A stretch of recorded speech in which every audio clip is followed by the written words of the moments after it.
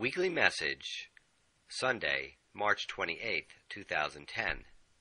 No doubt about it. You will never find happiness until you conquer your own doubt. From a Yogi tea bag. Now, be honest. When you crack open that fortune cookie, doesn't part of you think, this is going to be it? The answer for everything. The makers of these cookies figured that out years ago, and they started printing lottery numbers along with the fortunes. Similarly, each time I open up a bag of Yogi tea, a brand of organic tea that I drink regularly, I'm kind of expecting a bit of daily magic from the quote attached to each bag. The quote at the top of this message is an example of those tea bag aphorisms. I want to back up about 50,000 years. What was a day like for our cave-dwelling ancestors? What was a life like?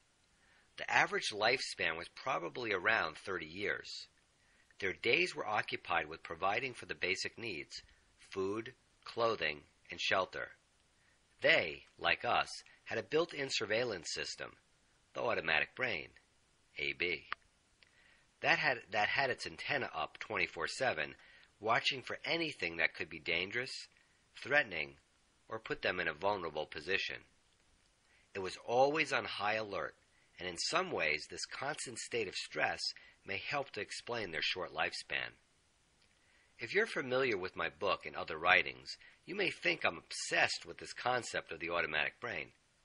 My teenage son asked me the other day in a skeptical tone, "Dad, is everything the automatic brain?" Well, even though we no longer live in caves, this robust brain is essentially identical to the one that has occupied our cranium for untold thousands of years. It had its antenna up 24/7 back then, and it's the same now. The dangers, threats, and vulnerabilities of today are different, and each of our individual dangers is different too.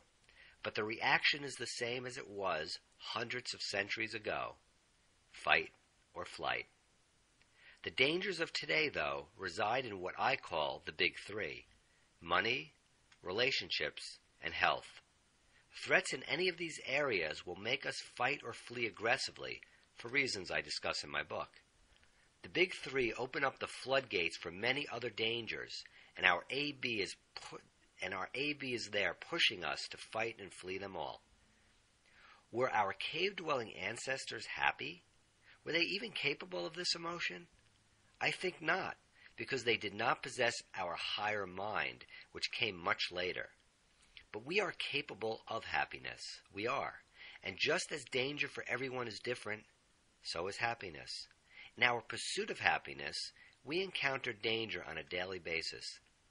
Often the physical reaction to, quote, dangers does this. For example, I think most drivers who have ever seen the flashing lights of a police car in their rearview mirror know the physical sensation of fight or flight. You know that feeling, too, if you have been called upon unexpectedly to say something intelligent to a large crowd. The physical sensations of fight or flight direct our focus toward the danger and away from ourselves. If things are going well and a doozy of a thought pops into our head, or situation implying danger suddenly arises, we worry about our ability to cope with the, quote, dangerous landscape of life. Whether real or imagined, the danger causes immediate physical reactions. To move back on the road to happiness and belief in oneself, it is essential to calm the turbulence of an activated AB. Danger triggers this brain to send out electrical and chemical impulses, adrenaline for one, that prepare you to fight or flee.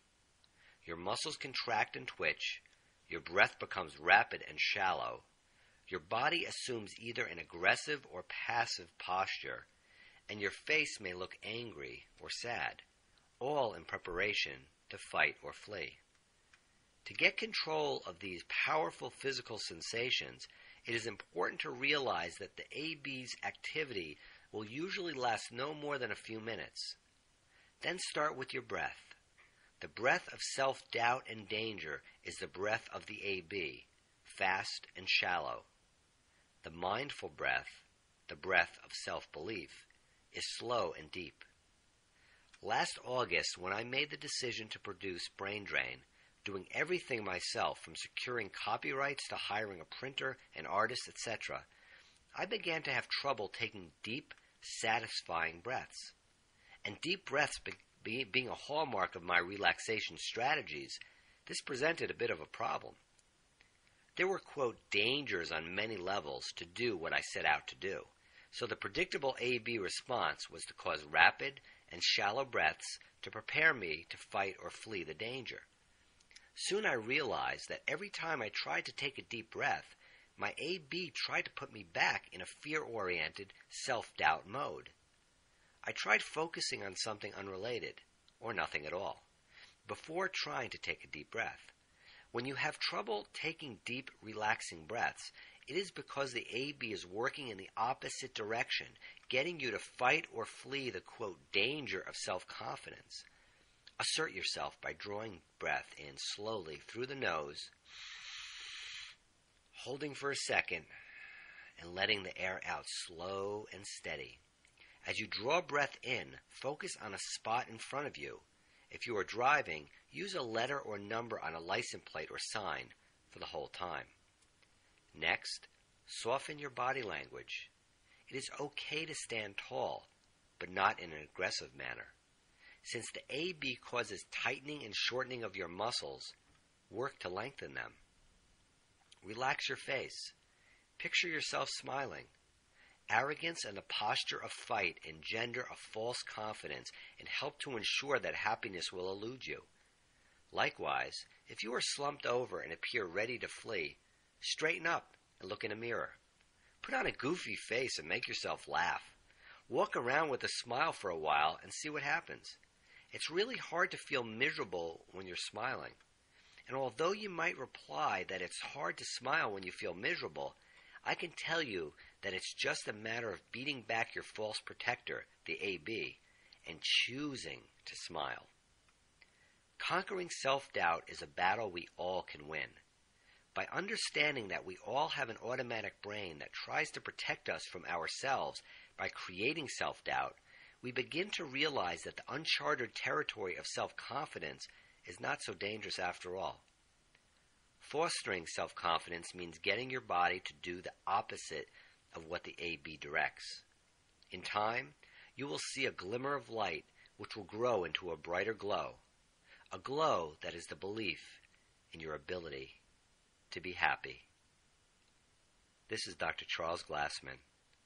Have a great week.